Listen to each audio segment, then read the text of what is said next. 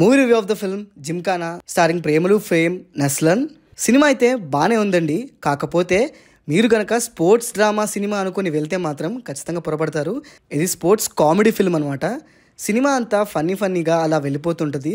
ఎక్కడ సీరియస్నెస్ అనేది ఉండదు. సీరియస్నెస్ అనేది ఉంటే బాగుండేమో అని అనిపించే సీన్స్లో కూడా సీరియస్నెస్ ఉండదు. ఇంకా ఎండ్కి వచ్చేటప్పటికైతే అంత కేవస్ అయిపోతుంది.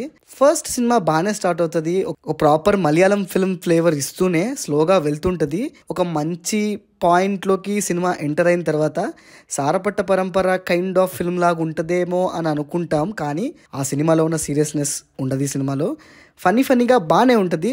మధ్యలో మీమ్ రెఫరెన్సెస్ డైలాగ్స్ అన్ని యూజ్ చేస్తూ ప్రేమలులో చెప్పిన కైండ్ ఆఫ్ డబ్బింగ్తోనే బాగానే వెళ్తుంటుంది. కానీ అబ్బా కొంచెం సీరియస్గా ఉన్నా బాగుండు, కొంచెం పాయింట్ హిట్టింగ్గా ఉన్నా బాగుండు అనిపిస్తుంది. ఎక్కడ ఏమాత్రం మనం ఆ సినిమాతో కనెక్ట్ అవ్వలేము.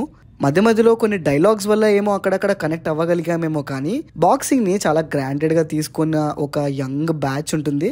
సో అలా సీరియస్గా తీసుకొని పర్సన్స్కి ఏమైనా సీరియస్నెస్ వస్తుందా ముందుకు వెళ్తున్న కొద్దీ అంటే అలా కూడా అనిపించదు అనమాట.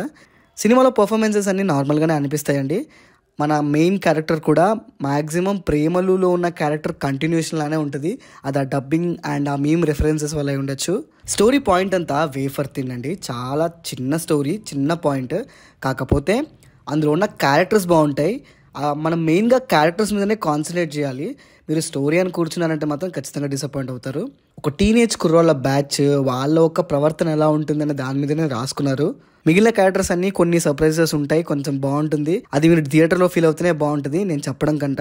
ఇంకా ఎడిటింగ్ అంతా కొంచెం జెన్జీ కైండ్ ఆఫ్ ఎడిటింగ్తో ఫాస్ట్గా ట్రాన్సిషన్స్ అన్ని ఒక రకమైన ఇన్స్టాగ్రామ్ ఎడిట్స్ లాంటి ఎడిట్స్ కొన్ని మధ్యలో ఉంటాయి. కానీ సినిమాలో అవి మంచిగా సెట్ అవుతాయి.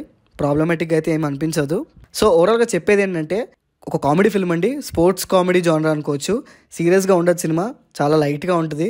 మీరు ఎటువంటి ఎమోషనల్ కనెక్టివిటీ ఏం లేకుండా టైంపాస్కి ఎంజాయ్ చేయాలనుకుంటే మీకు మంచి చాయిస్ ఈ సినిమా. సో అదండి matter. This is Pranav signing off team cinema picture.